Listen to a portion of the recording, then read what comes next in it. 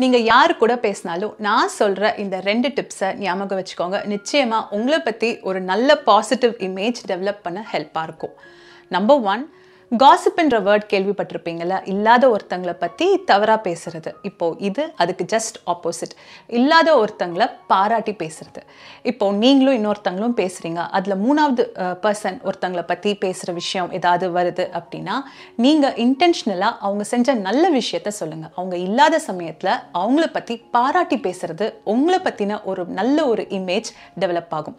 ஒரு எக்ஸாம்பிளுக்கு சொல்லணும்னா, நீங்களும் உங்க ஃப்ரெண்ட் பேசும் பொழுது இன்னொருத்தங்களை பத்தி ஏதோ ஒரு கான்டெக்ஸ்ட் வரும்போது அந்த பொண்ணு வந்து ரொம்ப எல்லாத்தையுமே பார்த்து பார்த்து செய்வா, எல்லாமே ரொம்ப கேர் எடுத்து செய்வா அப்படின்னு நீங்க இல்லாத ஒரு பர்சனை பத்தி பேசும்போது இன்னுமே அது நல்லா இருக்கும். உங்களை பத்தின ஒரு இமேஜ் அங்க பில்ட் ஆகும். இது ஆஃபீஸ்ல யாராவது உங்க கலீகோட நீங்க பேசும்போது இன்னொருத்தங்க செஞ்ச ஒர்க் பத்தி டிஸ்கஸ் பண்றீங்க அப்படின்னா அந்த இடத்துல அவரு வந்து எல்லாத்தையுமே வந்து டு த டீடைல் கேர் எடுத்துப்பாரு, எல்லாத்தையுமே ரொம்ப சரியா செய்யணும்னு பார்ப்பாரு. ஸோ ஆஃபீஸ்ல பொறுத்த வரைக்கும் இந்த ஒரு ஹேபிட்டை நீங்க இம்ப்ளிமெண்ட் பண்ணீங்கன்னா நிச்சயமா உங்களை பத்தின ஒரு இமேஜ் டெஃபினட்டா நல்ல விதமா பில்ட் ஆகும்.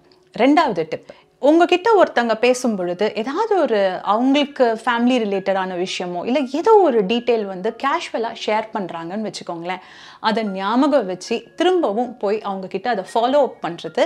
என்னடா நம்ம ரொம்ப ரொம்ப சாதாரணமாக சொன்னோமே, அதை கூட அவங்க ஞாபகம் வச்சு நம்மக்கிட்ட வந்து கேட்குறாங்களே அப்படின்னு ஒரு இமேஜ் உங்களை பற்றி பில்ட் ஆகும். ஒரு எக்ஸாம்பிள் சொல்கிறேனே, இப்போ உங்ககிட்ட உங்கள் ஃப்ரெண்டோ இல்லை ஒரு கலீகோ பேசும் பொழுது ஏதோ ஒரு இடத்துல வந்து ஓகே எங்கள் அப்பா கொஞ்சம் உடம்பு சரியில்லை, நான் கொஞ்சம் ஹாஸ்பிட்டலில் போய் காட்டணும் அப்படின்னு சொல்லிட்டு மறுபடியும் உங்களோட கான்வர்சேஷனில் கண்டினியூ பண்ணிகிட்டே இருக்காங்க அப்படின்னா ஒரு வாரம் கழிச்சு கூட நீங்கள் சொன்னீங்களே உங்கள் அப்பாவுக்கு உடம்பு சரியில்லைன்னு சொன்னீங்க, எப்படி இருக்காங்க இப்போ அப்படின்னு நீங்கள் ஃபாலோ அப் பண்ணுறது அவங்கள பொறுத்த வரைக்கும் ரொம்ப சின்ன ஒரு விஷயம். இது நான் சொன்னது கூட எனக்கு ஞாபகம் இல்லை, ஆனால் அவங்க அதை ஞாபகம் வச்சு என்கிட்ட திரும்பி வந்து கேட்குறாங்களே அப்படின்னு உங்களை பற்றின மதிப்பு இன்னுமே கூடும்.